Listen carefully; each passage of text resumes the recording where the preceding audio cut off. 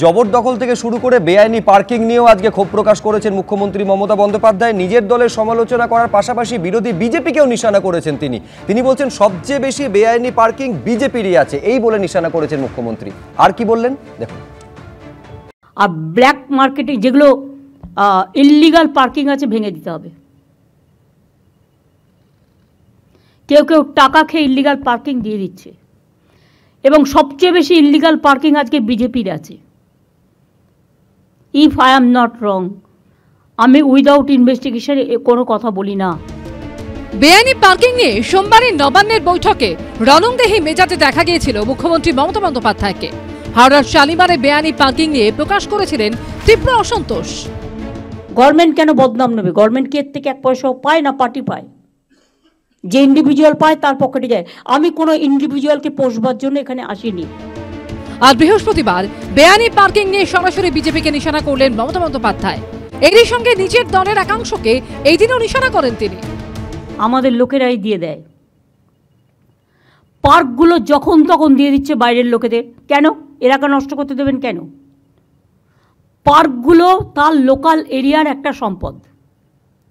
তার লোকাল এরিয়ার পুজো হবে, ফেস্টিভ্যাল হবে, খেলা হবে, মেলা হবে, বাইরের লোকেদের জন্য আপনি কেন দেবেন? এসব সব মমতা ব্যানার্জির নাটক, রাজনৈতিক উদ্দেশ্যে এটা উনি করছেন আর সাম্প্রদায়িকতার কারণে এটা করছেন। সেই কারণে স্বচ্ছ দৃষ্টিভঙ্গি নিয়ে উনি করছেন না।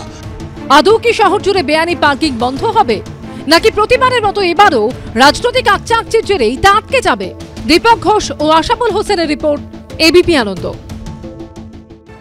দর্শকেরা জানেন যে এই বেআইনি পার্কিং নিয়ে এবিপি আনন্দ একাধিক প্রতিবেদন করেছে, কিভাবে বেআইনি পার্কিং হচ্ছে, যার জন্য পুরসভা আর্থিকভাবে ক্ষতিগ্রস্ত হচ্ছে। কিন্তু আমি এখানে কেয়া ঘোষের কাছে আসতে চাইবো যে একাধিক অনিয়ম এবং অবৈধ কাজের সঙ্গে সরাসরি বিজেপি যুক্ত। মুখ্যমন্ত্রী যেটা বলছেন যে বেআইনি পার্কিং থেকে সব থেকে বেশি আর্থিকভাবে লাভবান বিজেপি হচ্ছে। আসানসোলে পুকুর ভরাট করে আরএসএস 3তলা বাড়ি তৈরি করেছে, জমি বালি মাফিয়ারা করে খাচ্ছে, বাঁ হাতে নিচ্ছে, ডান হাতে টাকা বিজেপিকে দিচ্ছে। তার মানে এইটা দাঁড়ালো কেয়া ঘোষ দিনের শেষে এটাই যে সব পাখি মাছ খাবে, মাছরাঙা শুধু একা দোষ হবে। দেখুন, এই রাজ্যের ভূমি ও রাজস্ব দপ্তরের মন্ত্রীর নাম কি? মমতা বন্দ্যোপাধ্যায়। এইরকম পুকুর বুঝিয়ে রাষ্ট্রীয় স্বয়ংসেবক সংঘের একটা বিল্ডিং তৈরি হয়েছে।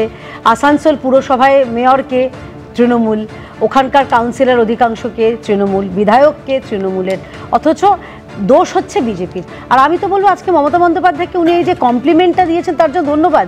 দেখুন, কলকাতা মিউনিসিপ্যাল কর্পোরেশনে আমাদের কাউন্সিলর মাত্র 2 জন, তা সত্ত্বেও বিজেপির নাকি এত আমাদের ক্ষমতা যে অধিকাংশ পার্কিং নাকি আমরা জবরদখল করে রেখেছি। তাহলে কলকাতার মহানাগরিক তৃণমূলে থেকে বিজেপি থেকে যোগদান করেছেন? কলকাতায় যে এতগুলো কাউন্সিলর রয়েছেন তৃণমূলের, তারা কি সবাই বিজেপিতে যোগদান করে? জানা ছিল না তো আমার। আসলে উনি বরাবর, আজকের দিনের তো কথা নয়, বরাবর একটা অজুহাত খোঁজেন, উনি দায় সারার একটা কাঁধ খোঁজে, যেই কাঁধে উনি বন্দুকটা রেখে চালাবেন।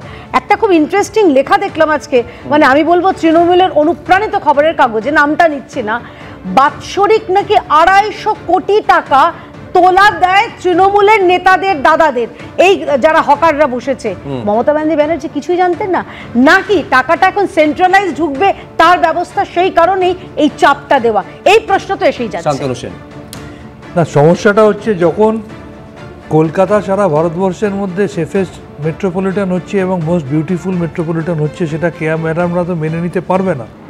আর অন্যদিকে সব সময় অসহযোগিতা করা, উন্নয়নে বাধা দেওয়া, বদনাম করা, বহিরাগতদের নিয়ে এসে তাণ্ডব করে ভাঙচুর করা, বিদ্যাসাগরের স্বরাষ্ট্রমন্ত্রীর উপস্থিতিতে বিদ্যাসাগরের মূর্তি ভাঙা, এই ধরনের কাজগুলো যারা করে সারা ভারতবর্ষের মানুষ দেখেছে। সারা ভারতবর্ষের মানুষ দেখেছে, সারা ভারতবর্ষের মানুষ দেখেছে। আর কত মানুষ দেখেছে? আমি তো বলছি তৃণমূল আরে বাংলার কৃষ্টি সংস্কৃতিকে নষ্ট করেছে। বাংলার রবীন্দ্রনাথের জন্মদিন জানেন না আপনারা? রবীন্দ্রনাথের জন্মদিন জানেন না? স্বামী বিবেকানন্দের নাম উচ্চারণ করতে পারে না। বিরসা মুন্ডার মূর্তি চেনেন না? বিরসা মুন্ডা ভেবে অন্য কাউকে মালা পরিয়ে দেন। আমি শুধু শান্তনু সেনের কাছে একটা বক্তব্যের একটা অংশ শুধু পড়ে শোনায়। 1 সেকেন্ড কেয়া ঘোষ। সেটা হচ্ছে ঠিকই বিরোধীরা অসহযোগিতা করছে, বিউটিফিকেশন, সেটা কেয়া ঘোষেরা সহ্য করতে পারছে না। একটা বক্তব্যের একটা অংশ পড়ে শোনায় শান্তনুদা। বাইরে থেকে এনে টাকার বিনিময়ে এদের বসিয়ে দেওয়া হচ্ছে, ফলে যানজট হচ্ছে।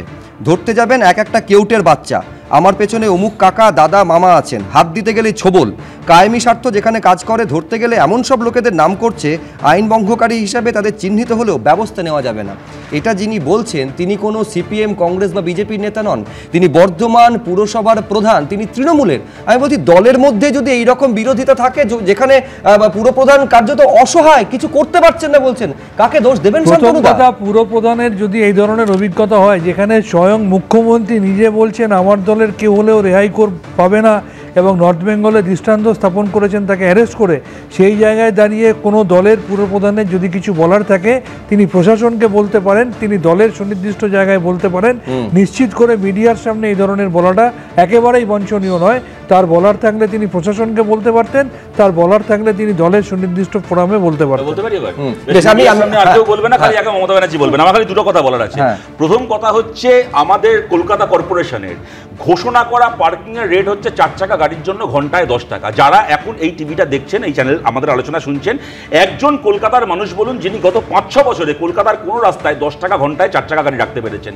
20 টাকা হচ্ছে স্ট্যান্ডার্ড রেট তোলাবাজির, এবং পার্ক স্ট্রিট থেকে শুরু করে নিউ মার্কেট থেকে শুরু করে অফিস পাড়ায় 50 টাকা 60 টাকা ঘন্টাতেও গাড়ি রাখতে হয় অফিস টাইমে। এই গেল এক। দ্বিতীয় কথা, এটা কোনো ব্যক্তিগত আক্রমণের জায়গা নয়, কিন্তু আমি বলছি যেহেতু আমরা বলছি যে মমতা বন্দ্যোপাধ্যায় বলছেন যেখানে যেখানে হয়েছে নিজের দলের লোকের বিরুদ্ধে ব্যবস্থা নেওয়া হবে। শান্তনুদা বললেন উনি যে ওয়ার্ডের কাউন্সিলর সে ওয়ার্ডের কথা বললেন, 2 নম্বর ওয়ার্ডের কাউন্সিলর উনি ছিলেন। 2 নম্বর ওয়ার্ডে অমৃতলাল ওঝা বিদ্যাভবন অঞ্চলে 3টে পুকুর 2011 সালে কাউন্সিলর থাকাকালীন শান্তনুদার আমলে ভরাট হয়েছে, এবং ওখানে স্কুলের জমিতে স্কুল তুলে দিয়ে স্কুলের বোর্ড আছে, ওখানে এনজিওর কাজ চলছে। বলুন ওই পুকুর ভরাটের জন্য কার বিরুদ্ধে ব্যবস্থা? একেবারে প্রশাসনিক ব্যবস্থাপনা। আমি আপনার কাছে আসবো, কিন্তু আমি এই প্রতিবেদনটা আমাকে নিতেই হবে শান্তনুদা, আমি তারপর আপনার কাছে আসবো। না আপনি আসবো তো আপনার কাছে। সেটা হচ্ছে একটা হচ্ছে এক জায়গায় হচ্ছে যখন প্রশাসনিক তরফে কেন ব্যবস্থা নেওয়া হচ্ছে না, বিরোধীরা এই প্রশ্ন তুলছেন। অন্যদিকে ব্যবস্থা নেবেটা কে? প্রশ্নটা হচ্ছে শপথ গ্রহণের। 2 জন উপনির্বাচনে তৃণমূলের টিকিটে জয়লাভ করেছেন। 4 তারিখে ফল ঘোষণা হয়েছে। আজকে যখন আমরা কথা বলছি 27 তারিখ, 23 দিন মাঝে পেরিয়ে গিয়েছে। এখন এই 2 জন তৃণমূলের জয়ী প্রার্থী কবে শপথ গ্রহণ করবেন, কোথায় করবেন, কে করাবে, সেই জটিলতা আজকের দিনেও অব্যাহত রইল। দেখুন, কখনো বিধানসভায় সিঁড়ির ওপর প্ল্যাকার্ড হাতে বসা, কখনো বিধানসভা চত্বরে বি.আর. আম্বেদকরের মূর্তির নিচে প্রায় 2.25 ঘন্টা অবস্থান। 2 জয়ী তৃণমূল প্রার্থীর কখনো ধর্ণা, কখনো অবস্থান, কখনো চিঠি চালাচালি চললেও 4 জুন 2 বিধানসভা কেন্দ্রের উপনির্বাচনের ফল ঘোষণার পর 23 দিন কেটে গেলেও এখনো শপথ গ্রহণ নিয়ে জটিলতা কাটল না। শপথ বাক্য কে পাঠ করাবেন, রাজ্যপাল না স্পিকার? শপথ গ্রহণ কোথায় হবে, রাজভবনে না বিধানসভায়? এখনও তার উত্তর মিলল না। বৃহস্পতিবারও সেই অধরা রফাসূত্র। বুধবার রাজ্যপালের অপেক্ষায় বিধানসভার বারান্দায় 4 ঘন্টা বসে থাকার পর বৃহস্পতিবার বিধানসভা চত্বরে আম্বেদকরের মূর্তির নিচে প্রায় 2.25 ঘন্টা অবস্থান করলেন বিধানসভাতেই শপথ গ্রহণে অনড় 2 তৃণমূলের জয়ী প্রার্থী। সকালে যখন ধর্ণা শুরু করেছিলেন মাথার ওপরে চড়া রোদ, আর এখন যখন ধর্ণা প্রায় শেষ পর্যায়ে তখন ঝমঝমিয়ে বৃষ্টি। আমরা এটাই চাই যে উনি মাননীয় রাজ্যপাল বিধানসভায় এসে আমাদের ওথ টেকিং সেরেমনিটা উনি কন্ডাক্ট করুক, অথবা আমরা যেটা চাই আমাদের অনারেবল স্পিকার আমাদের ওথ টেকিং সেরেমনিটা করাক। আমরা এটাই চাই, ওনার না এলেও চলবে মাননীয় রাজ্যপালের। ওনাকে সম্মান করি, ওনার চেয়ারকে আমরা অবশ্যই সম্মান করি, কিন্তু উনি তো কনস্টিটিউশনকে সম্মান করছেন না। অধ্যক্ষকে দায়িত্ব দেওয়া হোক বা ডেপুটি স্পিকার আছেন ওনাকে দায়িত্ব দেওয়া হোক, কিন্তু আমরা যেহেতু আমরা কাজ করব বিধানসভাতে আমরা ওতটা দিতে চাই।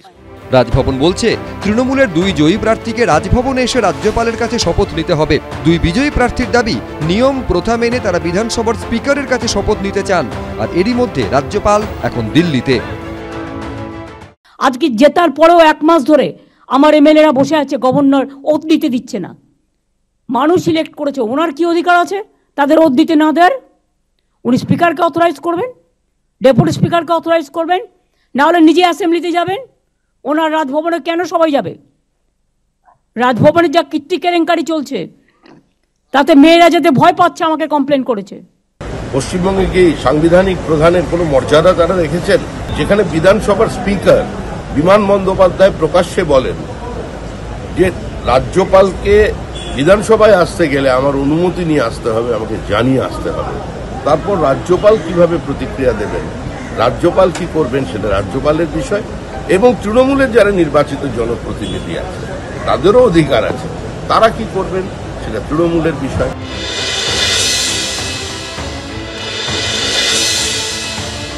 আমাদের মাননীয় স্পিকার নিজে চেষ্টা করছেন, যদি প্রয়োজন পড়ে তিনি রাষ্ট্রপতির সঙ্গে সাক্ষাৎ করবেন। দরকার হলে আমাদের পশ্চিমবাংলার আমরা যারা তৃণমূল কংগ্রেসের লোকসভা রাজ্যসভার সাংসদ আমরা তারা গিয়ে সাক্ষাৎ করব। রাজভবনে যেতে ভয় পাচ্ছে, পশ্চিমবঙ্গের মানুষ তো রাজ্যেই থাকতে ভয় পাচ্ছে ওনার আমলে।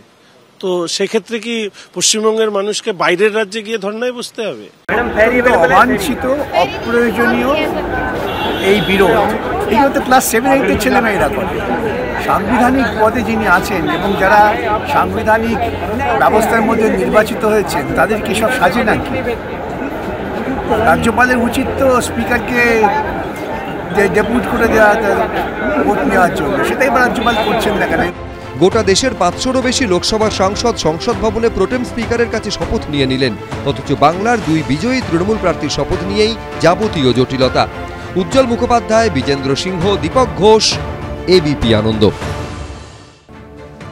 বিশ্বনাথ, মূল প্রশ্ন হচ্ছে যে 23 দিন ধরে এই জটিলতা বা এই অঙ্কের সমাধান কোন পথে হবে সেটার কোনো দিশা পাওয়া গেল না। আপনি মানবেন যে রাজ্য এবং রাজভবন বা বিধানসভা এবং রাজভবনের মধ্যে কার্যত যে একটা সংঘাতের পরিস্থিতি, আখেরে ক্ষতিগ্রস্ত হচ্ছেন এই 2 বিধানসভা এলাকার বাসিন্দারা? একেবারে দেখো, সংবিধানের 188 নম্বর ধারাটাতে কি বলা আছে যে যদি যে কোনো সদস্য, নবনির্বাচিত সদস্য বিধানসভায় বসার আগে শপথ নিতে হবে before the governor or some person appointed in that of behave by him, অর্থাৎ তিনি গভর্নর নিজে শপথ দেওয়াবেন অথবা তার অধস্তন কেউ, অর্থাৎ এক্ষেত্রে স্পিকার। সাধারণত কনভেনশন অনুসারে স্পিকারকে দায়িত্ব দেওয়া হয়, স্পিকারই সাধারণত মানে শপথ বাক্য পাঠ করান।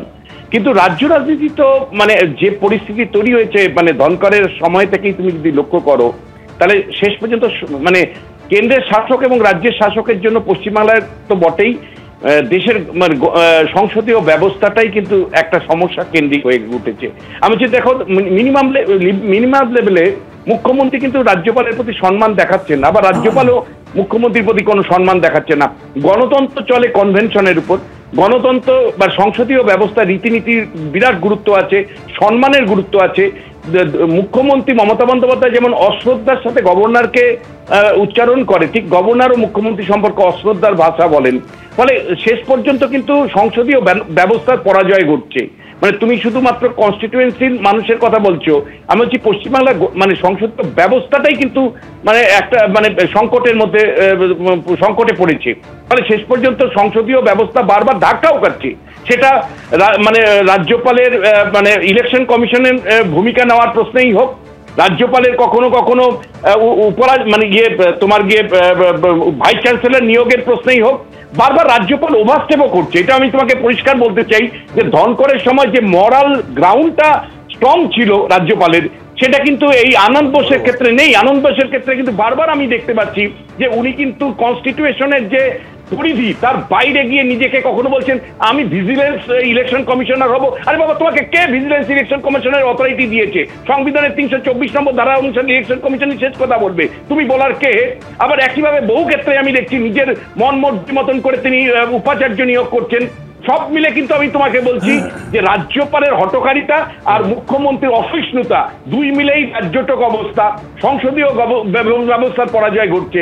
ফলে আমি কিন্তু বলছি যে এটা বছরকে বছর যেটা চলছে পশ্চিমবাংলাতে, সংসদীয় ব্যবস্থার যে রীতিনীতি সেটা আগামী প্রজন্মের মানুষ কিন্তু ভুলে যাবে, তারা মনে করবে এটাই স্বাভাবিক। ফলে সংসদীয় ব্যবস্থা যে কতটা সহিষ্ণুতার উপর চলে, নিয়ম নীতির উপর চলে, কনভেনশনের উপর চলে, তার কেউ তোয়াক্কা করে না। তুমি আমায় বলো তো যে কোন সাহসে যারা নবনির্বাচিত প্রতিনিধি তারা রাজ্যপালকে এখানে আসতে বলছে?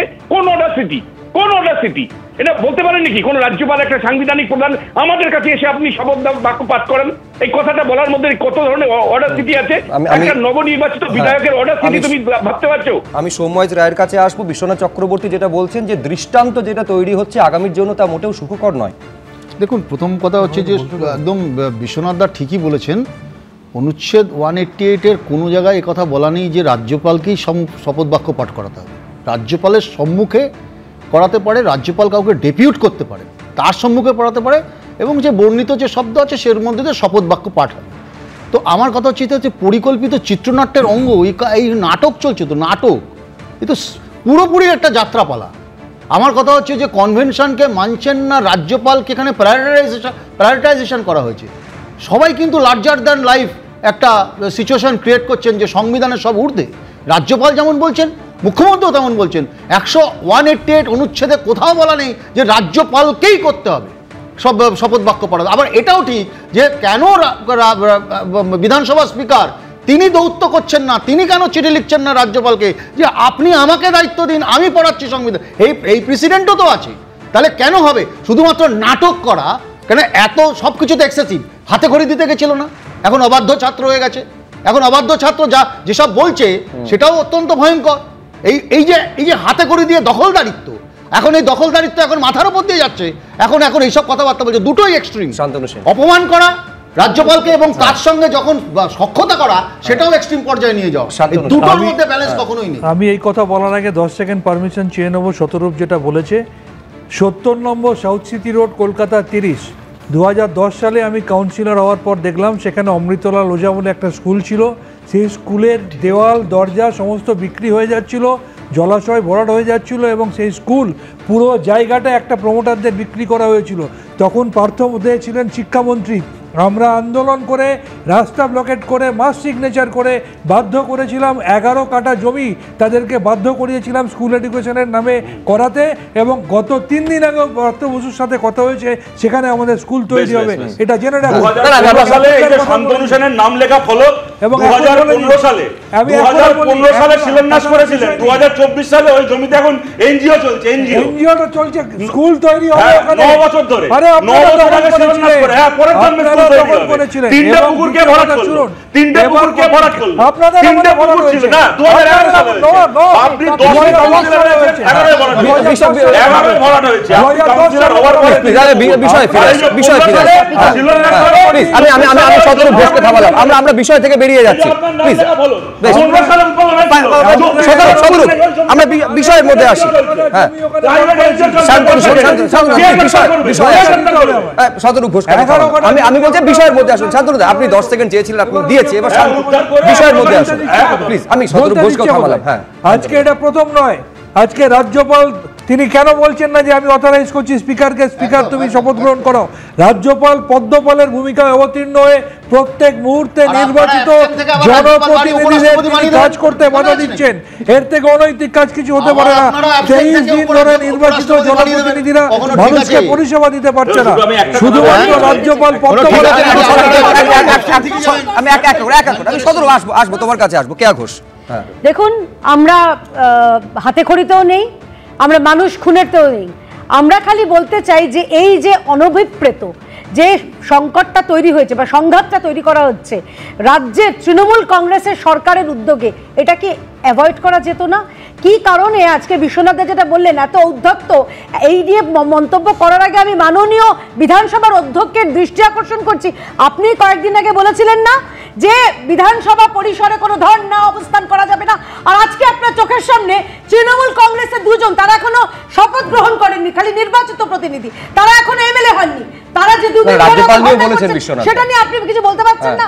অধ্যক্ষ মহোদয় সেটা তিনি দেখছেন না, খালি বিজেপি যখন ধর্ণা করে তখন আপনার চোখে পড়ে নাকি? এক। আর দ্বিতীয় কথা হচ্ছে, এই যে সায়ন্তিকা দেবী বলছেন যে ওনাকে আসতে হবে, এই অধ্যক্ষ আসে কোথা থেকে? আসে একটাই কারণে, কারণ রাজ্যপাল, মাননীয় রাজ্যপাল, তার কি বক্তব্য, তাদের কি ব্যাপার, আমি রাজ্যপালের বা রাজভবনের প্রতিনিধি নই।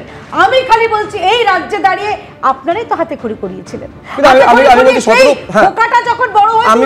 আমি বলছি এই জটিলতা কাটানোটা, একটা সহমতের ভিত্তিতে জটিলতা কাটানোটা কি খুব অসম্ভব? এমএলএ তারা নির্বাচিত হয়েছে, তার শপথ নিয়ে আদৌ জটিলতা হবে কেন যে কাটানোর প্রশ্ন আসবে?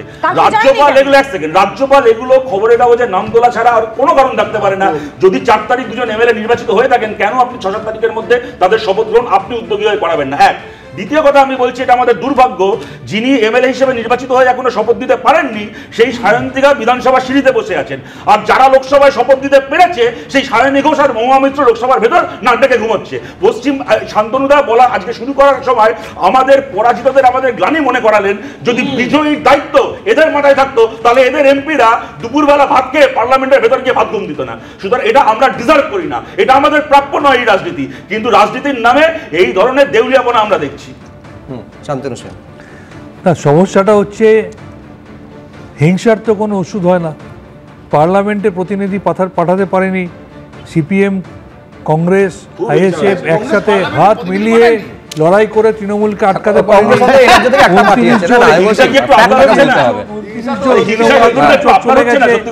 29 জন তৃণমূল সাংসদ চলে গেছে, সেটা মেনে নিতে পারছে না।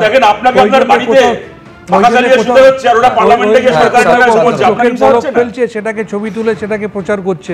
আমরা এর আগে বলে দেখেছি নরেন্দ্র মোদীর পিছনে বসে বিজেপি মন্ত্রীরা ঘুমিয়েছে, আমরা সেটা দেখিনি। নরেন্দ্র মোদীর পিছনে বসে বিজেপি মন্ত্রীরা আজকে বিকাশ বাবু হাইকোর্টে প্র্যাকটিস করে গিয়ে কলকাতা কর্পোরেশনে যখন পার্লামেন্ট থেকে অন্যায়ভাবে সাসপেন্ড করার চেষ্টা হয়েছিল, বিকাশ বচ্চন সবার আগে আপনার হয়ে ডেপুটেশনে সই করেছিল। এই সমস্ত কথা বলবেন, আমরা আমাদের কর্তব্য জানি। এখন দেখার বিষয় যে এই জটিলতা যেটা চলছে, সেই জটিলতার অবসান কিভাবে হয়, কত তাড়াতাড়ি হয়।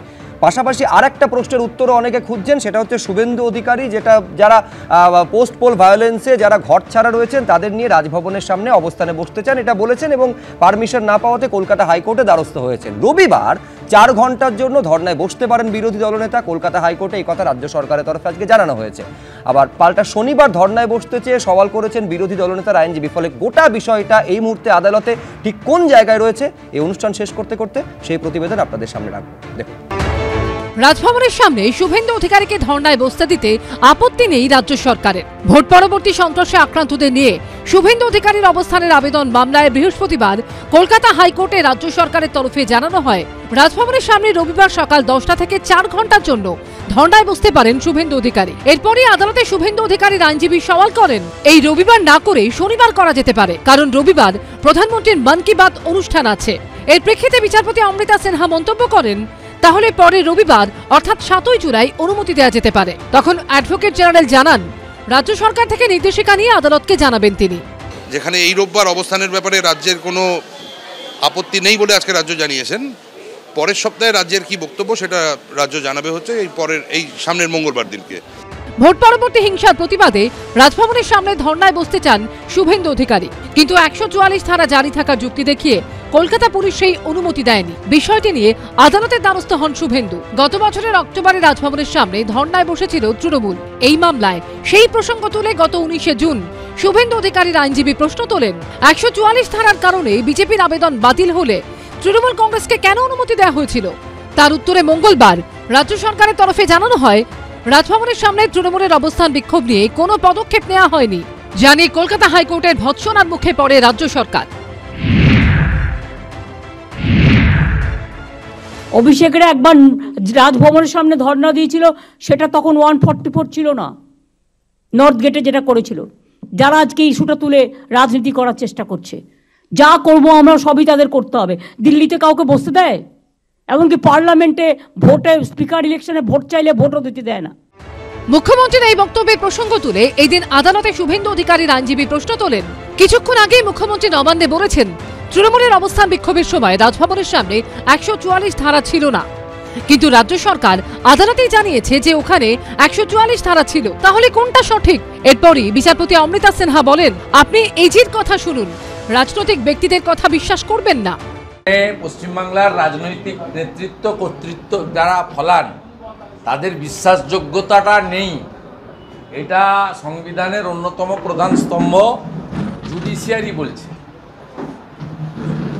পশ্চিমবাংলার প্রশাসনিক কর্তৃ যিনি রাজনৈতিক নেতৃত্ব, তার বক্তব্যকে আদালত ধর্তব্যের মধ্যে আনতে নারাজ। রোববার ছুটির দিন, বহু পরিবার বেরোন, কেউ চিড়িয়াখানা দেখতে যান, কেউ জাদুঘর দেখতে যান, ফলে এরকম একটা মেজাজ থাকে।